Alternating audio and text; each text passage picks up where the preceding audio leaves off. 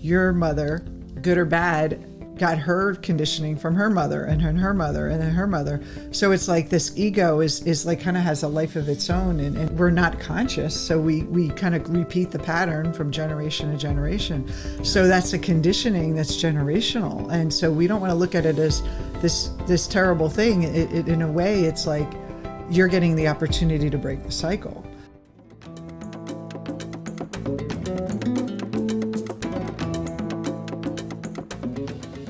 Hello, everyone. Welcome back to Soul Sessions with Deborah Burnt Maldonado and Dr. Rob Maldonado. Great to be here. Of Creative Mind. And we are excited to continue our series on the psychology of transformation. And today we're going to talk about our friend, the persona. But before we begin, I want to remind you to please subscribe to our channel here if you're watching us on YouTube, or if you are listening to us on one of our podcast listening devices, Apple apps out there, whatever they're called, please make sure you subscribe there as well. You don't want to miss an episode. And also, we invite you to post comments. If you're here on YouTube, post some comments, ask us some questions. We'd love to hear from you. And so today, our topic is, what is are you an imposter? I feel like I am sometimes. Well, we all are. Yeah. And you'll see why we say that. Mm-hmm. If you did not get a chance to listen to our previous episode on the ego, it might be a good time to pause and go back there and come back. Or listen to it after this one. But they go together because the ego we can think of as our internal voice, our internal kind of sense of I, and the persona is what we present to the world as the I. Yes. This is who I am. Yes. Right. So what is the persona? It is a desired perception. So it's a desired perception of how you want other people to see you so that you can fit in to the world. And so it feels as though you're kind of in charge, that you have this, like, I'm going to put this out and I'm going to put this out, but you're really still trying to get everyone's approval. So it's not a very powerless place to be. And it's something that we learn to do instinctively because we have an ego. We automatically create a persona to fit in with the world. And that's because it's just part of our psyche. So it's not like, oh, that person has a persona and I don't have a persona. We all have a persona. Yeah. And I think of, like, for me, I think of kindergarten. You go to kindergarten and you kind of like fit into a group. You know, are you the pretty girl? Are you the princess? Are you the sporty girl, the tomboy? Are you the bully or the brain? And we kind of all, like in young years at school, we kind of have like this little persona that we fit into, and the teacher's pet, you know, and the troublemaker. Were you the teacher's pet? No, I was really shy. I mean, I guess I was, because I was shy and I was very smart, but I was just very, very introverted. And so I got glowing reviews all the time. I bet you were the one that went to clean the erasers when they would get dirty, you know? No, I don't think I was that bad. But I definitely was be a good girl, you know, be a good girl, do your work, you know, always making sure that I was following the rules.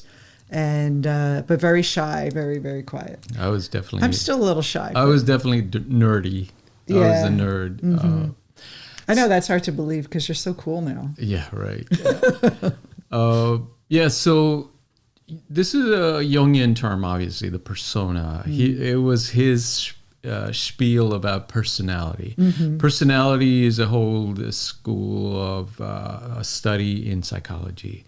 There's all these theories of personality, whether and some schools even say that there is no personality. It's a fiction. It's a mirage. But for Jung, the persona was this mask, and he says something like this. I'm paraphrasing, but he says it has two functions. One, it definitely gives us, or we want to give an impression to others, right? We want to make an impression on others. In other words, we want to be liked by others and accepted. or feared or whatever it is, right? But that impression is definitely in there. It's part of why we need a persona and why we want the persona. Now, and he says, on the other hand, on the flip side, we hide behind it.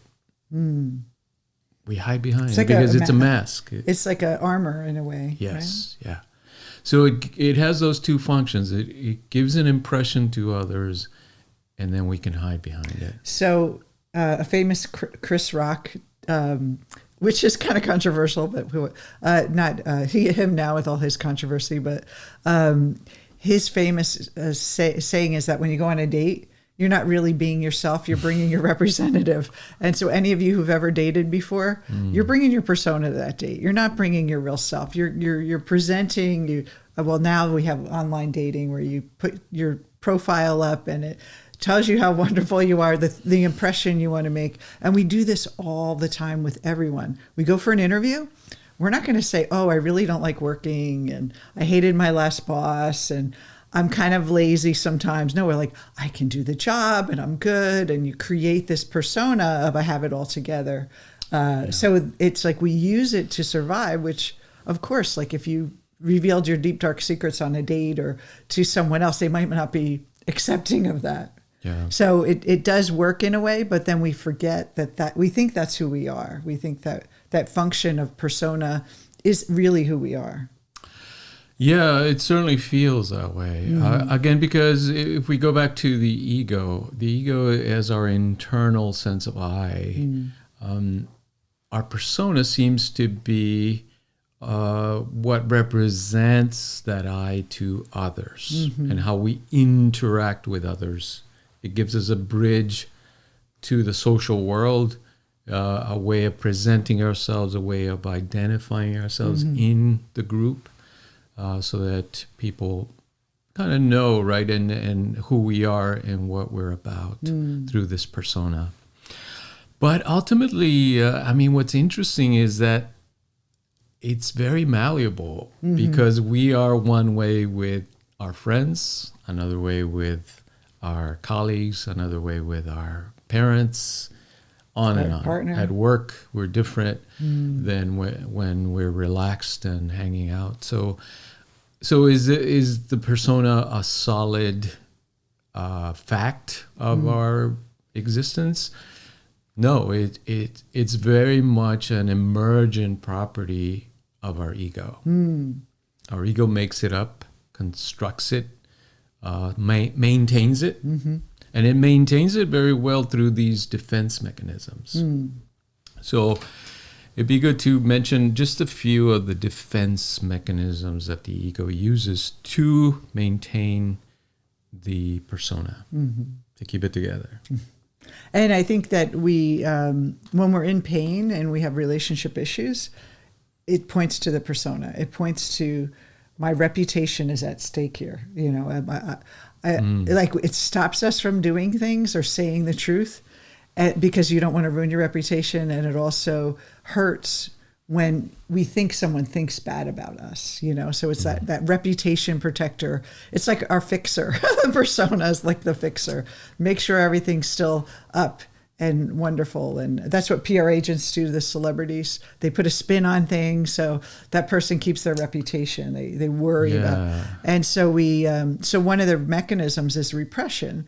So like I said, you know, if I wanted to be the smart kid, I wanted to get all the good grades. So if I failed at something, I would either kind of like not even accept that about myself. Like, oh no, I'm perfect. I'm the smart girl. Like I can't fail or I can't be stupid. You know, that kind of, if your persona is all about being the smart one, or even the pretty one, I can't look like a fool. I have to be the princess all the time. I can't get my knees scraped or, you know, get dirty. I'm talking about kids, not adults, but maybe adults.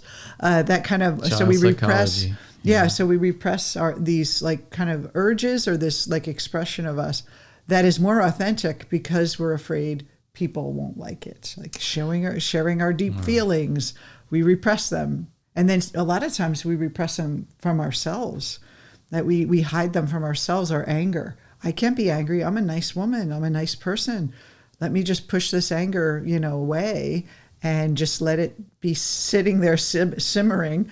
And a lot of our clients say, I didn't know there was this raging bee in my unconscious that I never met. This kind of raging anger that's just been sitting there. And so that's repression. It's like, it's like hold us back from being authentic. Yeah.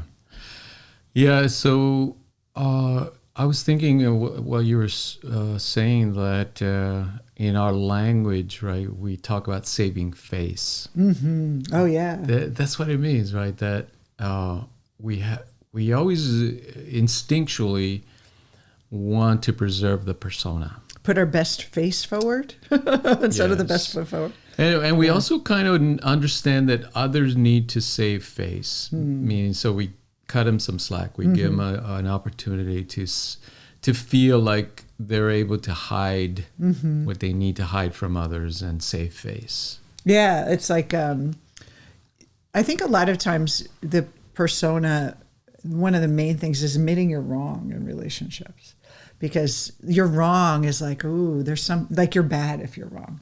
And so when you're in a relationship and to not, like, you need to be right and you can't just say, you know what, I was wrong. It's so freeing, but the persona, the ego does not want us to do that. We can't look like we made a mistake. We can't look like we were wrong. So we repress it from ourselves. Denial too. That's another one. We deny. Nope, that's not. I didn't do that like that. Yeah. A lot of people talk about gaslighting, but we all do it. We all deny because we don't want to know our failing. So we try to figure out like why we're right and why the other person's wrong. Yeah, we're lying to ourselves in essence. If we're totally unconscious of the defense mechanism, it's a way of hiding things from ourselves. Projection, though, Jung really focused on projection as a defense mechanism because it's such a pervasive one.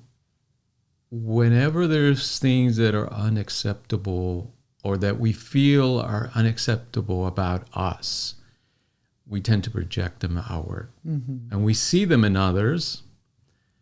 But of course, if they're in others, we're off the hook. So it's a way to save face again with ourselves, though, that they are the ones that are ignorant. They are the ones that are angry. They are the ones that are mean or aggressive. Unreasonable, on and on. Not us. So, we're good people. Yeah. Projection is a powerful defense mechanism that then becomes useful in our work because the way we start to show people that they're not their persona is through their projections, through the things that trigger them, the things that they can see in others. We use them to point out that it's actually coming from them. Not necessarily that they are those things, but that they're projecting those things because they fear being perceived as that. And so they, it's like everyone we meet is a part of ourselves. And when you talk about projection, a lot of times we project our brilliance onto other people. Like they're so powerful. I can't be that. Look at that successful person. I can never be that. And we idolize celebrities and successful people. We want to be like them, but we don't identify with that. But the fact that they're in our space and we have a reaction like we admire them is showing that that's in us too. We're just denying it. We're pushing that away. Like the ego's like, no. Because there's some kind of reason the ego doesn't find it helpful for us to be that. There's some unconscious fear. So when we talk about projection, Rob, it's kind of mind-blowing to think that if we're projecting our own mind onto other people, and everyone's like having their little persona that they think they're fooling everyone with, but we're actually just projecting, then we're actually not even seeing people aren't even seeing our persona because they're seeing us through their own lens and we're seeing them through our lens. And so basically no one's really seeing us directly anyway. So we're trying to impress each other, but we can't impress someone else because they're seeing through their own filter. So there's no way the persona can really work in a way. That's right. Like it's kind of a flawed system. Yeah, I mean, that's why it's important to be able to go beyond our ego and persona, because it's not who we are. In other words, it's not our genuine true self. And how can you have relationships if you're on the surface? If you're only seeing the other person as their persona, you're not really getting a sense of who they really are. You're simply seeing their mask, the role that they're playing. You know, a great analogy for this is when I would see famous people, they would, just all of a sudden feel like they came out of nowhere, like Brene Brown or the Harry Potter woman, and then all of a sudden you hear, like, wow, they're so successful. Sarah Blakely, who created Spanx, billionaire. Like, wow, she's so lucky, like this amazing thing happened. But and when you get to know, there was a lot of struggle, a lot of sacrifice, a lot of things that happen behind the scenes. And all we see is this shiny persona. And actually, when they tell those stories of it was tough for me. I lived on government funds, or I was like in a tiny apartment, just doing everything myself. Like that journey to help other people understand that we're all fighting that same battle. If we could just understand that it's not all roses and rainbows, everything's not always perfect, and that's okay. I think we just need as a society to stop trying to be so perfect all the time for each other. And if we could be real, that would make this society change. That would make the world change if we could just be real. But we have this imposter, the persona, that is so terrified of taking that mask, removing that mask and revealing that part of ourselves. And even to ourselves, like even to look within ourselves and to see what's underneath us, like we don't want to look inside. Yeah, absolutely. Yeah, so if we think back to the ego functions as survival and social adaptation, now we see the function of the persona primarily as a social adaptation. But if your ego mind, if you're operating on that survival mode, then your persona is just all about staying safe, staying in your comfort zone, making sure none of the cracks show, that people don't see any of what Jung called the shadow. And we'll talk about the shadow on our next episode, but it's important to understand the function of the persona and to be able to work with the ego and the persona, because it is the primary armor that we carry around with us. And the stronger that armor is, usually the more we've dealt with things in our life, in our past. We've had it rough, and who hasn't, right? We've all been through those rough patches.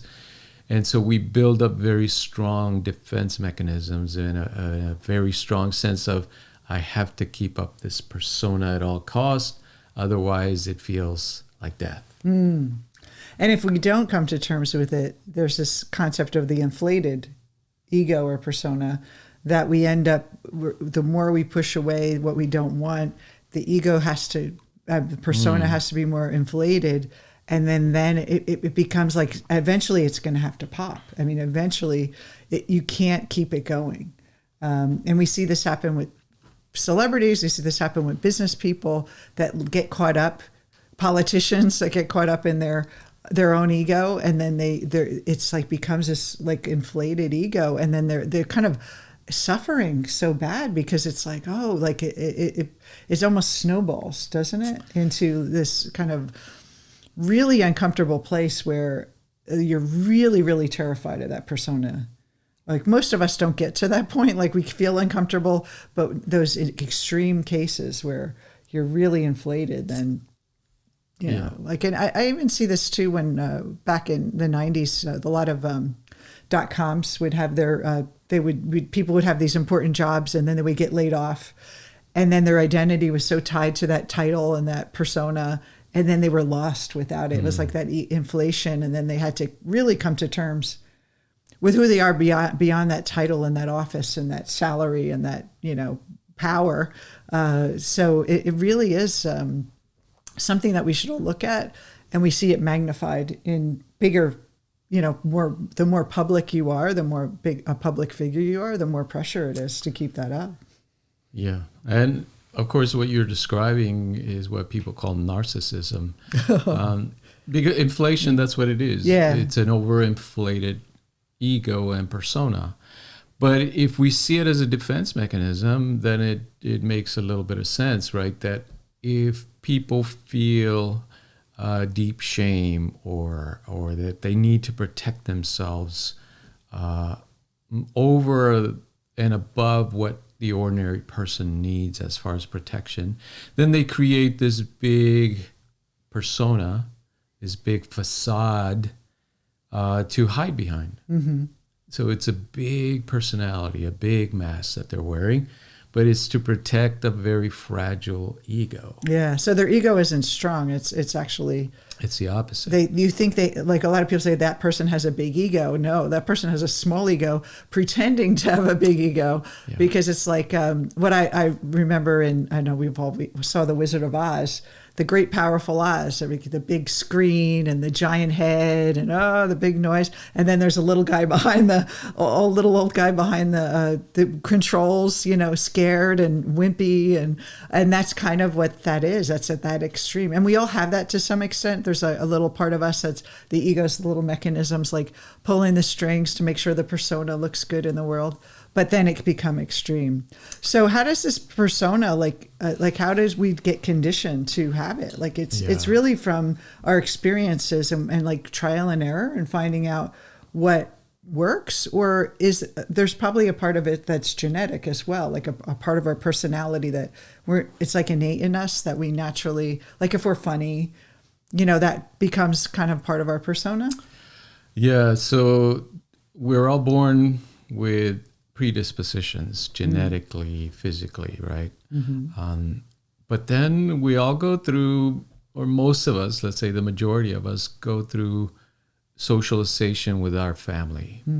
We have to fit in. We have to find who we are and what our role is in the family system. So that's definitely most of us. We experience this universal experience of dealing with our families. And the primary caregiver, of course, usually the mother. We have to adapt and adopt kind of... win her love almost? Yes. Understand and find a way to relate to that primary relationship that we call the mother. And it leaves a very powerful imprint on our psyche, because it is our first experience of relating to someone else besides our ego.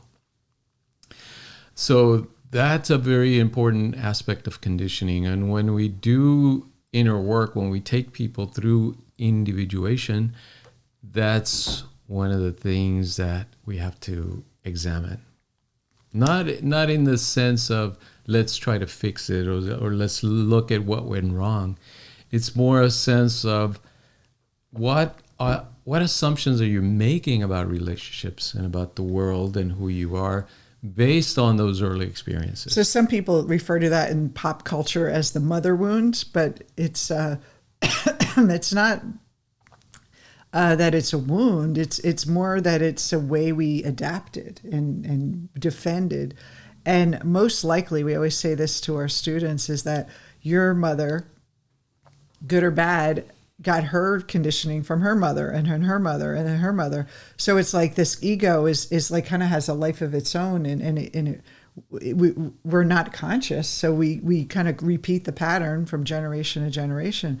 Yeah. So that's a conditioning that's generational. And so we don't want to look at it as this terrible thing. In a way, it's like you're getting the opportunity to break the cycle of that conditioning and wake up. And so we don't want to look at it as there's something wrong with you because you had that experience. It's like we've all had those experiences. We've all had defenses that we built around because of our relationship with our mother, whether she was the most wonderful mother in the world or very cruel. We have defenses regardless of how she treated us, but we learn to adapt. Sometimes wouldn't you say that if a mother was really kind, it was almost like we learn that kindness in the world and then we're afraid to stand up. Like it doesn't have to be this like terrible childhood that you had. It could be that your mother was so kind that you were afraid to be mean, and that's actually attracted relationships that weren't treating you well because you were so afraid to stand up for yourself. So was that mother a good mother or a bad mother? Did she demonstrate things that helped you survive? And so you could look at it from both ways, is that it shaped us, but it doesn't define us. And in that shaping is just natural part of us evolving as human beings. Yeah, well, that's why self-inquiry is such an important aspect of the work, because you have to determine what was my response to that, to those circumstances, to her personality, to her way of dealing and interacting with me, because we're all unique and individual, and so it's how we interpreted her behavior and her affection or lack of affection towards us. And that interpretation, it can be either way, right? We can say that's the greatest thing that ever happened to me, or that's the worst thing that ever happened to me. Or this is how I learned to be this way, which led me to self-inquiry and understanding myself. And that brought me freedom and transformation and enlightenment. So it's like that whole idea of nothing's good or bad. I mean, yes, there's things that feel wrong and bad, and we're not discounting that. But if we just put it in that label of you're broken now, it's never going to, you're never going to reach that alignment that you want, because you're still identifying as the experience versus the true self. Yeah, another big aspect then of conditioning is the peer group. Because by age 4 or 5, we're moving out of the home and into the social groups. And the peers we identify strongly with, because biologically, those were the people that we were going to or are going to grow up with as we grow up. And so it was important to form those bonds and those connections, those identifications with our peers. And so those early experiences of our peer groups are really important. I remember my grandmother used to say, "Tell me who you hang out with and I'll tell you who you are." Well, that's good. Yeah, because your friends define and to a large extent Even now, like who you are. Like you hanging around people that are victims and complaining about their life, or you're hanging around with people that are actually on the field doing the work, changing their lives. And if you look at the people around you, you say, okay, this is why I'm here. Yes, we're all individually responsible, but it's hard to break free if everyone around you is in that mindset. So surrounding yourself in a group mindset of possibility, of potential, of evolution, and of spiritual knowledge and understanding true spiritual knowledge versus just projecting out there. Yeah, absolutely. Mentors, teachers, of course, have a big influence as well on our lives. I mean, I'm sure you can recall some of the early teachers that you had. They leave a strong imprint on us. Yeah, I remember talking about the persona. I remember, I was really smart in school, and I ended up just not going to college and just starting out working, and I just wanted to get married. I didn't want to be a career person. Voila, here I am. I remember when I was dating, I would hide the fact that I was smart, because the social word was smart girls or nerdy, and I wanted to be cool. So I became fun Debbie, and I wasn't really myself. That wasn't really me. And I was really like hiding and repressing the intelligence I had. And I was just like, hey, I'm a lot of fun. And it was just not getting me what I wanted. So we can end up socially, if we're not around people that basically support and inspire our greatest gifts and talents. If it's not accepted, like I think of that Good Will Hunting, Matt Damon was this brain, like a genius, and he was hanging out with these guys like from the neighborhood, and he's like, doing construction work, and they're like, you need to be somewhere else. Even his best friend said, one day you're going to leave, I'm going to be so happy when you leave. And we have to think about who we're hanging out with, and how can we be around people that stimulate our intelligence, our spiritual growth, our personal growth. That's who we want to hang around with. Absolutely. And then thirdly, the culture that we are born into and experience has a big conditioning influence on our persona. Mm-hmm. Because we need to fit into a culture, mm-hmm. and we absorb the values of that culture. And most of it is unconscious. We don't really think about it that way. But as soon as you start to examine your persona, mm-hmm. do that self-inquiry, you start to see it that, oh, of course, that's why I see the world the way I do, because of my culture. So you can do like a little map of your own personal, like what your personality is like, what values you have, and then look at your family and do a bigger circle of your family and like what they believe. And then if you spread out to the culture and then see how there's parts of you maybe internally that you're not expressing because they don't fit into those outer realms. And you're in this kind of bubble and this tribe of experience that maybe it's not like you told me once that one of your friends was played some kind of instrument, but cello. You were the cello, and he abandoned it because the neighborhood was kind of rough and it wasn't cool to be a musician back then. And yeah, to be walking around with the cello in that part of the world, not a good idea. Yeah, so it really is this. We have the opportunity to understand the persona. It is not something pathological. It's something in every human being. We all have it. Even if we're evolved, we still use the persona. It's just part of like our way of socializing with other human beings.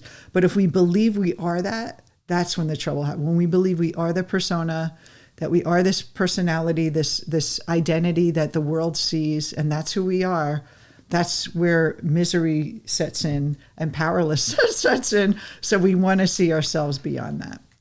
Yeah, so a lot of people talk about the imposter syndrome.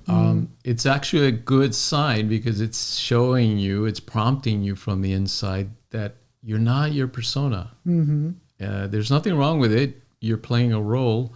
It's a function of the mind, but it's not who you are. And the imposter really, if you feel that imposter syndrome, it's actually it should be a wake-up call to say, why am I so attached to proving to other people who I am? That would be a great question to ask. If you have the imposter syndrome, is like, why do I need to prove to anyone else how smart I am, how brilliant I am, how talented I am? And that's the question. Sit with that. That's a very powerful question. That's right. Anyway, great session today. And we will have more of the psychology of transformation.